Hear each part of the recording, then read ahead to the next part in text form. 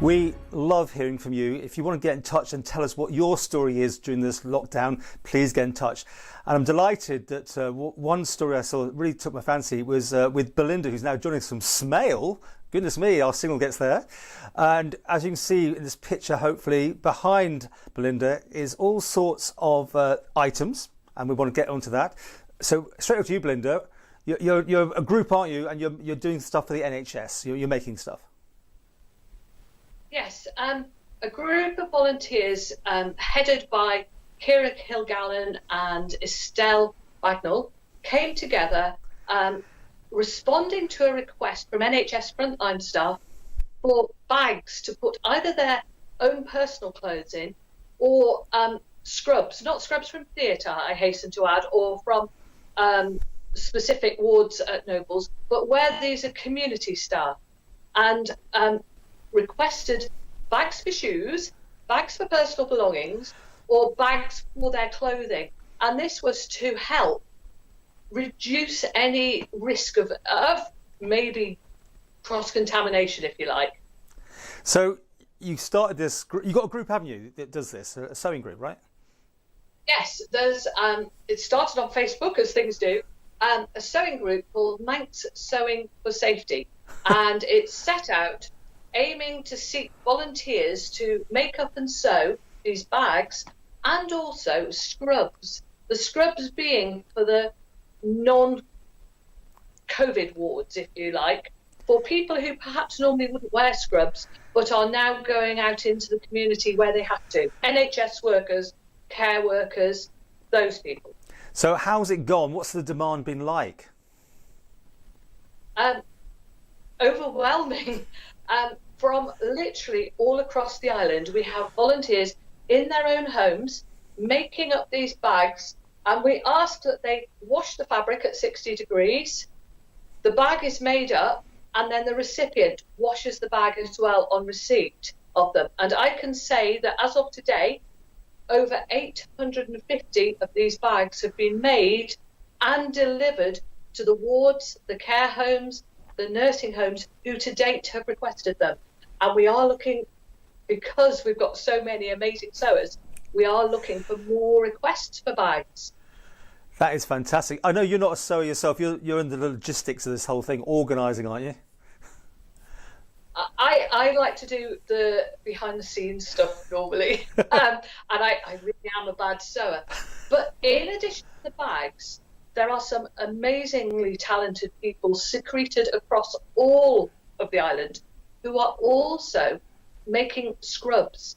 And Angela from the sewing room, and Debbie from Bond Fabrics, and Kate J from the design studio in Ramsey, the bridal studio in Ramsey, have all come together making an approved pattern for scrubs. They are cutting the proper fabric and posting it out to people, and these are for more skilled seamstresses, theatre, costume designers who seem to be throughout our island, who have volunteered to make these up. So we've also now started on people making up scrubs. These are not for the critical wards. They have plenty of their own disposable scrubs. Again, these are people who are dealing with the public when normally they perhaps wouldn't have been. Well, I'm so happy to see you doing this, and it must be getting quite a sense of achievement out of helping in these times.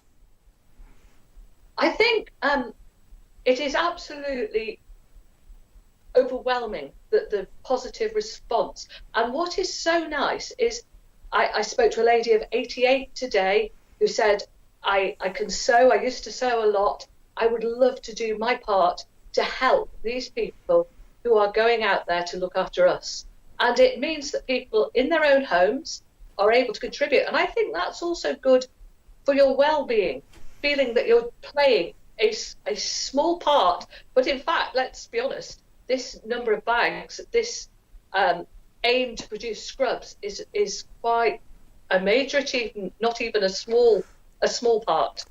And it looks like no two are the same, because all the fabric is, well, some very funky stuff there by the looks of it. It's quite amazing. I think ladies who sew tend to have stashes of quite wonderful fabric. And so we have very small bags, and these are for people to put things like their personal phone in, their personal belongings, and that might be where they're going onto a ward, changing into disposable scrubs. And then we move on to the larger uniform, scrubs bags, or personal clothing whilst they're in their uniform bags. And these have also gone to prison workers, group practices, community healthcare people, and we welcome more requests because the uptake, the offers of help have been so huge. And do you need people to donate fabric to your group?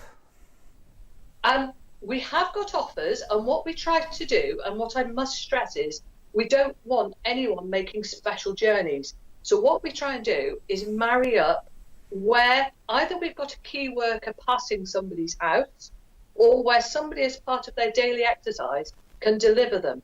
And I have to say, we totally emphasise social distancing.